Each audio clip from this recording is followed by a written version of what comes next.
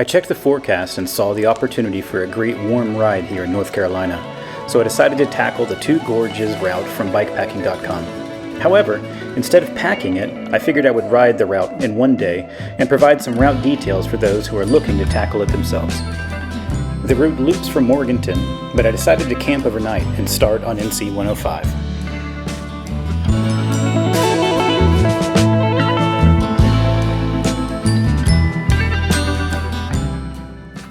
Got a campsite. Luckily, it was pretty easy to find.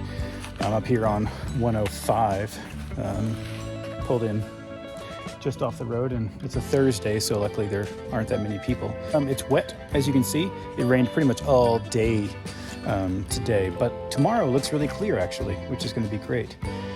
So I'm just going to set up camp, and then luckily I'll just be able to start the ride from here tomorrow morning. 70 plus miles, and it should be good.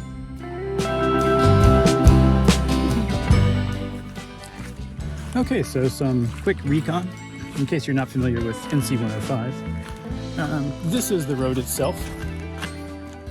I'm not sure if you can see it on the camera at all. It's fairly steep, pretty packed gravel. This is a pretty popular Jeep road. It rained today, which I think is actually going to be kind of helpful for a lot of the loose gravel. So no problems there. This is actually part of the course for Two Gorges, so it's pretty convenient. So I'm actually just going to start here in the morning. So here's where I'll be camping for the night. 105 is basically just this. It's just a ton of pull-offs. With plenty of camping, as long as it's not too busy. On the weekends, it gets a little packed, but it's a Thursday right now in the winter, although it's 65 degrees right now, and it's great. But this is what it is tons of areas to just kind of pull off and camp. As long as it's available, then you have no problems. The only negative is that there's no running water. So you want to make sure that if you're coming up here to camp, that you actually bring some water with you. Anyone who knows me would tell you that I'm a big fan of campfires. But tonight's going to be a challenge. This is going to put me to the test. Everything out here is really soaking wet from a good drenching we had today. So we'll see if I can manage to keep anything going tonight. I hope so. It definitely makes better camping when there's a long night. Yeah, it took some work. I had to head down the mountain and find a house that was thankfully selling $5 bundles of dry wood, since everything out here is soaking wet. But it's hard times to camp just in the dark by myself, so this makes a difference.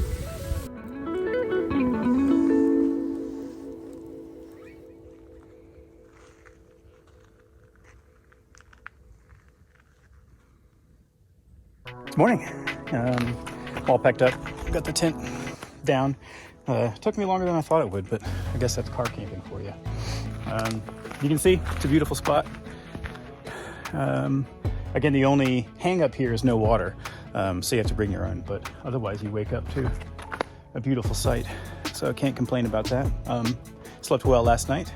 It was cool but not cold. I think it's in the upper 40s this morning, probably already 50 now, so I think it's going to be a beautiful day to go for a ride.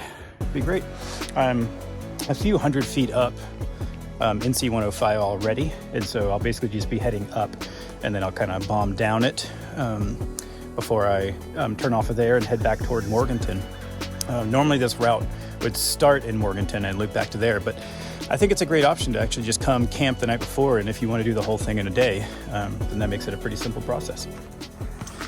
Yeah, here's the bike I'll be riding today, the Grail CF SL. This is my go-to gravel bike. It's pretty straightforward and pretty stock. Got the moose packs back there with some basic repair kit stuff. I don't want to open that up, it takes a minute. And actually a couple chargers, things like that. Tail light for once I get on the road. Basic GRX 2x setup, it's my favorite. Luckily this is the DI2 though. Wow, once you go electronic, you really never go back. It's pretty amazing. Standard 2 bottles. Thing up there is pretty normal, and the out front mount here with my Night Rider and the Garmin 1030. That's how I'll be navigating today. Oh, and I guess everybody always wants to know about tires. Yeah, DT Swiss, the Schwalbe DT Swiss rims and then the Schwalbe G1 tires. I love these so much. They're fantastic. They roll well all the time. They grip well enough. And it's, yeah, fantastic to ride on them. Time to officially start riding. There's where I'll be ending the day. Coming up NC 105 just a little bit. And then here's where I'll be riding up today. So it's a bit of a climb to start. Some of it pretty steep. It's not actually that steep of a climb overall, but some of the bits here are going to be pretty steep gradient. So should get the blood flowing. Probably take off this pullover real quick. Whew. All right. Yep, just came up that, as I thought, pretty much immediately into a nice steep climb here. It's a beautiful morning though. You can see from the climb profile what things look like. It's just climbing for a long time. Up to that to go.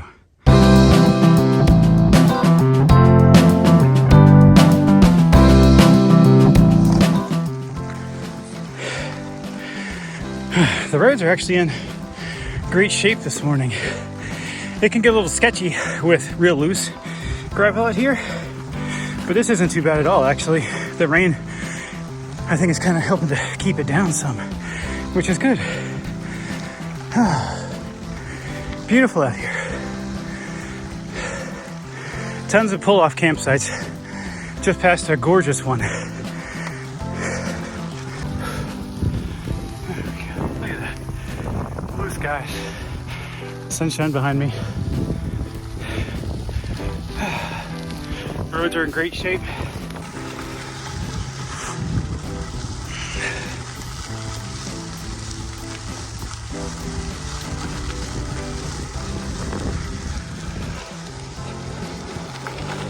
Still climbing, still gorgeous. They're shorted of beautiful, beautiful spots.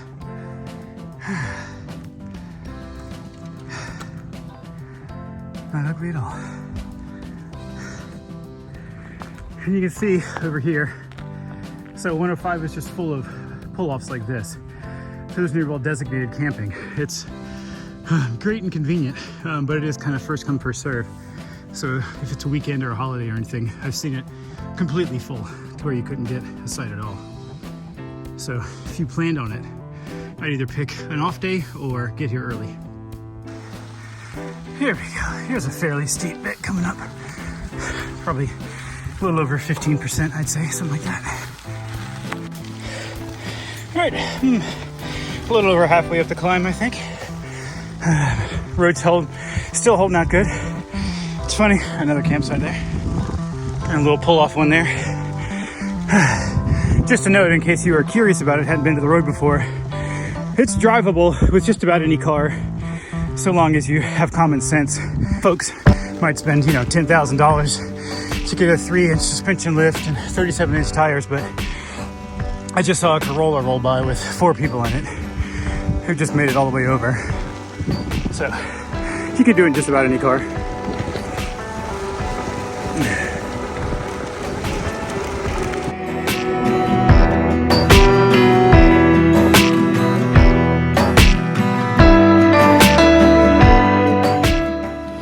And just like that, you're pretty much done. Punchy little climb there. At the end, I think it was like 16%, something like that. But just keeps fitting. It's never anything too terrible. And the interesting thing is that moisture on these roads can actually be a good thing. I've come up them before, and it can be tough to get traction actually. So actually a little bit of water on here actually makes it kind of nice. Just don't go into huge Jeep puddles. You'll be okay. All right, almost just at the top. Right before you get to the top, there's a funny little bit of pavement. Don't be fooled by it. It just goes around a bend and ends. Because it's pretty steep. I want to say it's probably 21% right through there. So definitely save your legs for that last bit. Here's everyone's favorite Instagram spot. Basically at the top here. So you have like 50 feet left. So that's essentially it. A little over 5-6 miles. Usually none of it terrible. Some of it pretty steep, so it all depends on fitness, but it's beautiful once you get to the top, that's for sure. Yep, here's some puddles. Don't ride through those. I wouldn't recommend it. Getting ready to start the second climb of this one. Not as bad as the first, so we focus it. Yeah, about 2.5 miles, 1,000 feet. So it's not nothing. Getting ready to consume my first elite nutritional supplement. Not sure if you're aware of these for training purposes, but boy, do they work. The morning of climbing continues. Yep, just knocked out about 400 feet of the climb there. Still beautiful, but still plenty more to go. It's steep a little bit, and take your time with it. I got about 650 feet left to get up there before what will inevitably be 30 seconds of descent. Had to stop and shed a layer. The second climb is interesting because it's long, but you gain about half the elevation just in the first maybe half mile. So it's pretty nice. Once you're past that, it's not nearly as steep as it is at the beginning.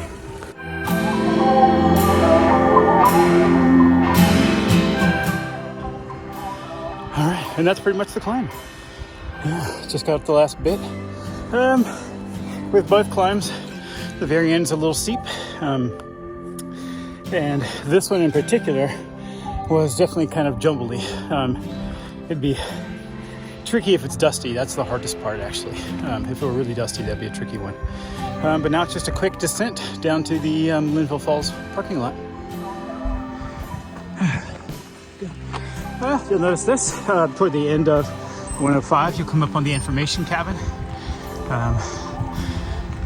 Not much to see right there, but the good thing is if you need a proper bathroom and somewhere to throw your trash, then it's here. And there we go. Linville Falls Trailhead right here. Great parking lot. If you want to sit up here. I've done an overnight from this parking lot before, so it works well. It's a nice one. That's 105 complete. All right, out on the road for a bit. Just crossed over a bridge back there. So no shortage of water on this one. I definitely wouldn't carry more than 2 bottles.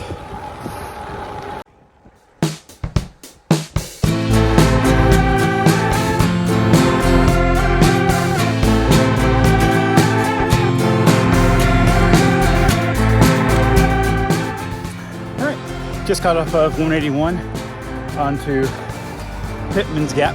Nice climb here. One thing you'll notice, so 181 sucks. It is not fun to ride on at all. There's no shoulder. And if, like me, you have your Garmin right there, you'll notice that the parkway parallels it almost the entire way. So as soon as you can, yes, once you see a bridge crossing onto the parkway, get onto the parkway because it'll take you almost the exact same way with far fewer cars. So it definitely makes sense. You can see it, there's a, right over that way,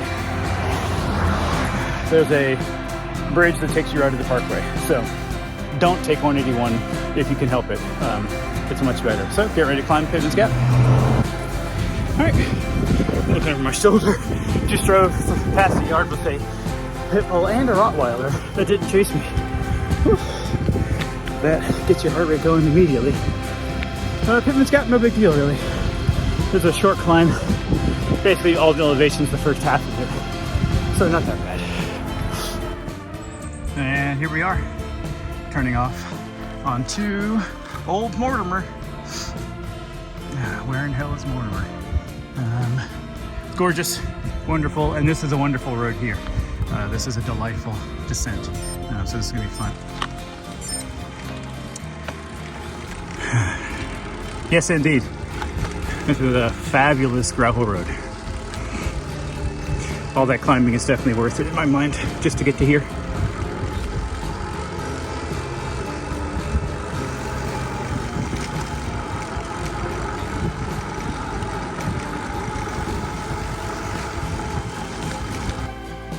I've got about 3 miles left on Pineola. I just thought I'd stop real quick. Some beautiful campsites right along here. And I am let's see, I've got about 21 miles since I started over 105, but lots of great camping right here, and this would be a beautiful campsite. I don't see any water nearby, but there might be some creeks, but if you're thinking of where you might want to break up the ride if you're bikepacking, this would be a great spot. Yep, this is Dream Gravel through here. Just a beautiful descent. Things nice and steady and smooth. There's some rocks, pick through them, but it's fantastic. Couldn't really ask for better.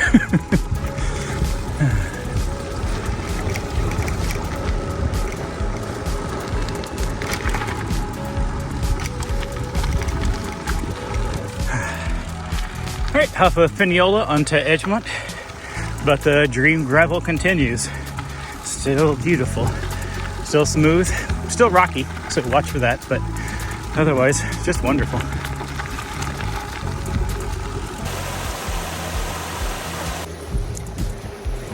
All good things must come to an end, so that's the end of Edgemont. I'm on Brown Mountain Beach Road now, which is still wonderful. Goes right next to the river, which is great. Again, no shortage of water on this entire route. And it's beautiful. This is a little sticky, I think, after the rain now. But overall, nice, can't complain.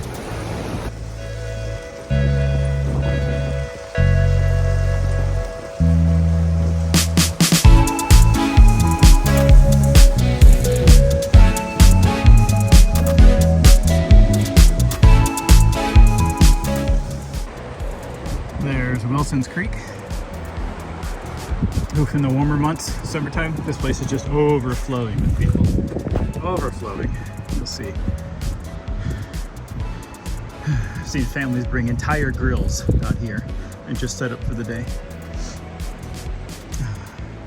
The good thing is, great thing about living in North Carolina is it's the beginning of January, but it's almost 60 degrees in the sun.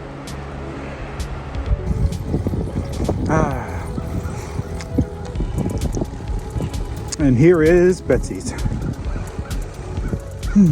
Time for some calories. You can't ride around here without stopping at Betsey's.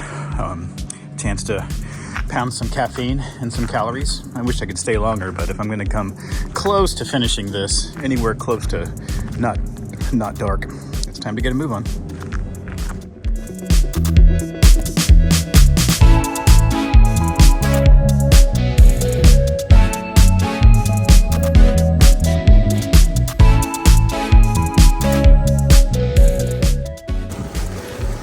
All right, you'll roll out of Betsey's and just be riding right along Wilson's Creek then for a good 6.5 miles. This road's terrific. You can see the surface here. In the warmer months, it's nice and smooth. It can get dusty when it's dry. It's definitely true, but if you ever get super dusty, you got a little time, just jump in the river real quick. It's not too bad. Life can be a lot worse than riding on this kind of surface. If fishing is your thing, Wilson's Creek is delayed harvest, which is handy. It means that no trout can actually be kept between October and June. Yeah, so this would be a pretty excellent river to do some fishing on if you wanted to do a little bit of bike fishing.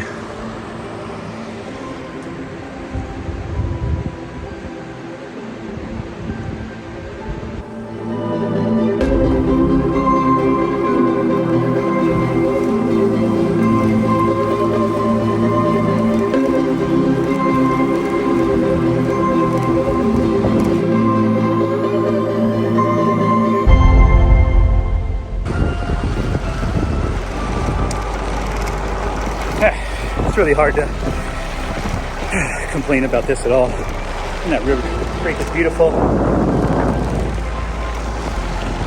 Gravel's wonderful. Now we're on road. Still pretty comfy. Beautiful day outside. It's a great thing about living in North Carolina, right? beginning of January, you can just go for a quick ride. Some places have feet of snow.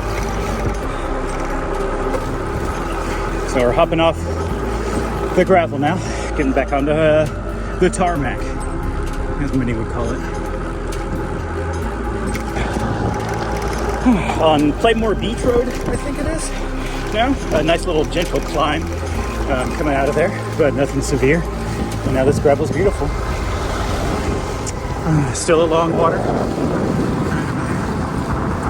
So, still no problems with that. Life is good. All right, climbing again, but this one's fairly gradual. Looks like a little over a mile, maybe 400 feet of elevation. So it's work, but nothing like 105. All right, gravel is gone. Back on to pavement. And climbing. This finishes up the big climb coming off of Brown Mountain Beach Road. I got about, tenth of a mile left, 43 feet, so it's nothing terrible, but it's definitely up. But this part should move relatively quickly now on the pavement.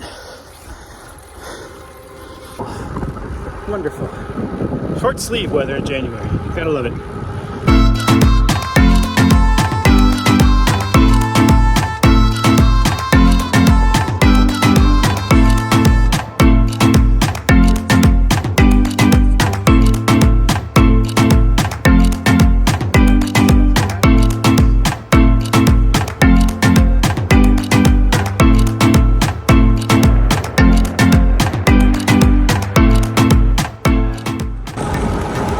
Got some dog walks in. That was a close one. He was pounced, like crouched, waiting for me. But he didn't, thankfully. That would have been a bad one. I did not want that thing grabbing my ankle. Back on some nice gravel again. I don't know if it was just post-traumatic stress from the dog that came after me, but for the pavement bit, everything looked like a dog was coming out. No other ones did, but maybe it's just the number of houses. Saw one dog, but it didn't come out, thankfully. So now it's just some more beautiful gravel here for just a little bit before I think I pull off onto some more pavement. Okay, pretty sure this is Piedmont Road. It's the last categorized climb. It's gonna be going up there on the route, although I know because of where I started, I've got a little bit of 105 to climb at the very end. But I think this will be all, if not mostly, pavement from here on out. So, time to play with the cars.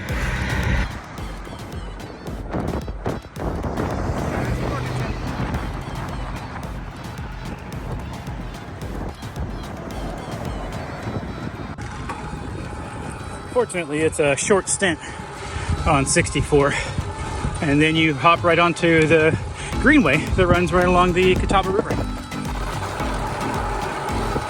Pretty beautiful. I want to take a moment to say hooray for public infrastructure. This greenway's great. Much better than trying to figure out how to ride on the road. And I've ridden by people walking their dogs and just going out for a nice stroll.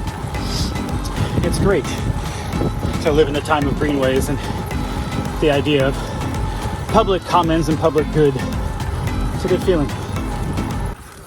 Okay, so if I were doing the course properly, this is where it would start and end, which is kind of this large park here with the sign coming up, Catawba River Soccer Complex. Yeah, it's great. There's a Ingles right over there with, I think, a Starbucks in it, which is pretty handy. Of course, I'm not done because I started on 105, so I think I have 55-ish miles, so about 20 miles left. So I'll just kind of keep on keeping on. Okay, just rode out of Morganton. It's not that pleasant. Hit the downtown if you can. Fanta Floor is there, of course, which is worth stopping at. But there'll also be a little bit off the beaten track here. You'll have the chance to stop at the Fanta Flora Whippoorwill Farm location, which is great too. But just more road, but at least far fewer cars than riding around Morganton. Once you get off that greenway, not so fun.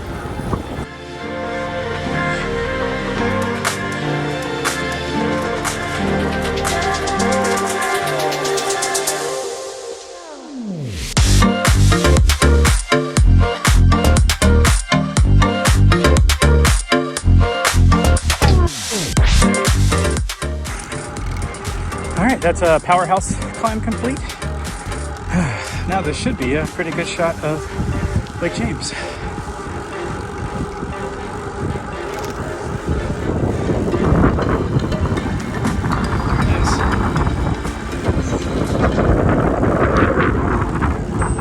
Stick right over here, spill right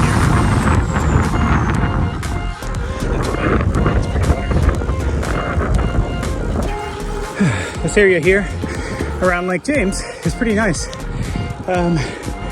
There's some uphills, nothing major. Mainly a lot of rolling stuff. You're going up, then you're going down, going up, going down. So it's pretty.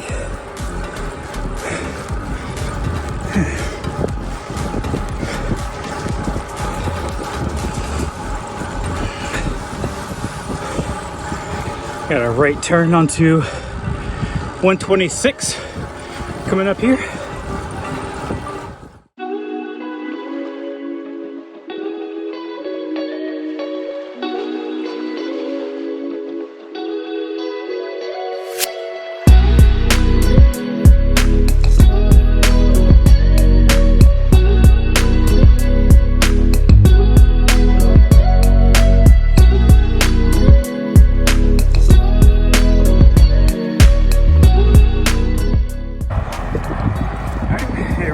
Lake James State Park.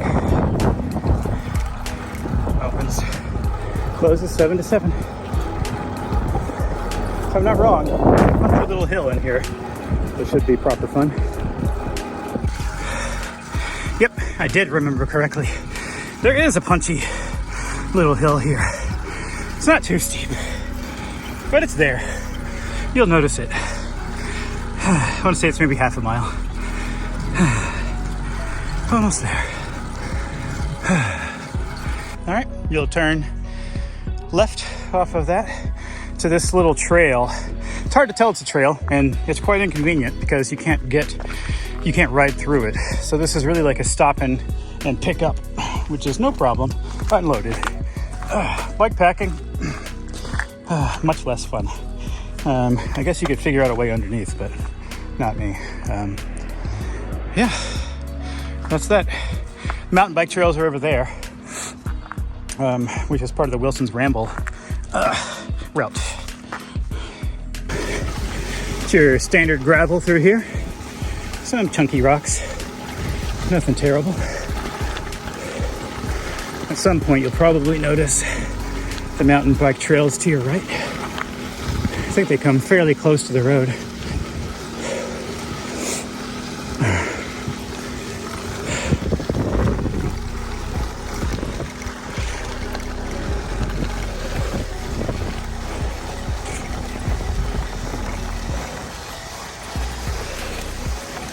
And I'm off the gravel through Lake James State Park. You'll go through a gate, then you're back onto some pavement for just a bit. Then you'll be coming up to this stop sign.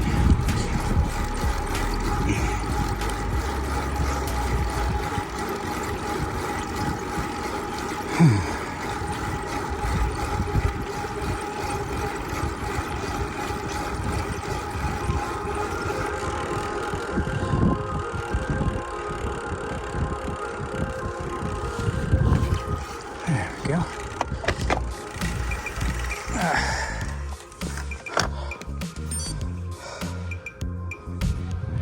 All right, so when you get to this intersection, we'll be headed straight that way.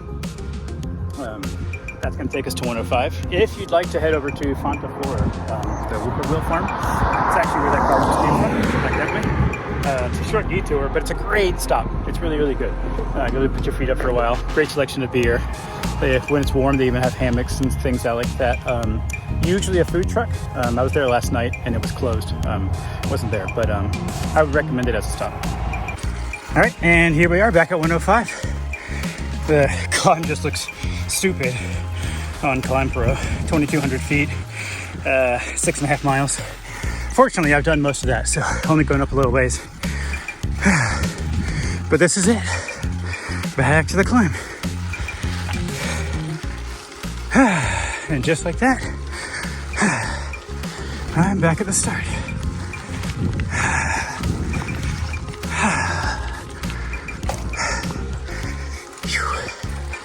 That's a fun way to end it. So keep in mind, if you're stopping up on camping at 105 and doing this, you'll end with a climb. That's not a bad thing, but it's a thing.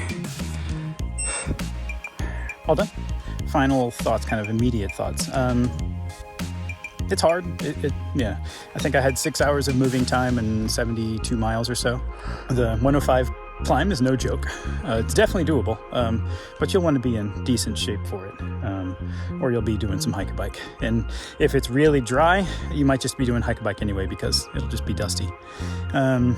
Stay off of 181 if you can. As soon as you get off of that, it's worth it just to go on the Parkway for a little while, assuming it's open. And I don't know why it wouldn't be if you're doing this route. That route sucks. And then beyond that, yeah, the route through Mortimer all the way to Betsey's is just wonderful. That's some of the best riding in North Carolina, I think. Coming out of that into Morganton, everything's kind of awful. It's not particularly fun, but it's part of doing the route. I think which leads me to think that this might be, to me at least, preferable as a one-day ride. Camp the night before, hop on a gravel bike, because I think even if you look at it on bikepacking.com, almost half or more than half is actually paved. And so I think you're better served having something that can roll a little bit once you get onto those paved and really smooth gravel sections. On the other hand, this is a great kind of introductory or intermediate route if you're looking for something that's not too long. You can break it up however you want in that sense, but I can imagine taking more than a couple days. So all in all, it was beautiful. I feel fortunate that I live in a place where I can do this in January. So it was awesome. And just look at that. Just beautiful.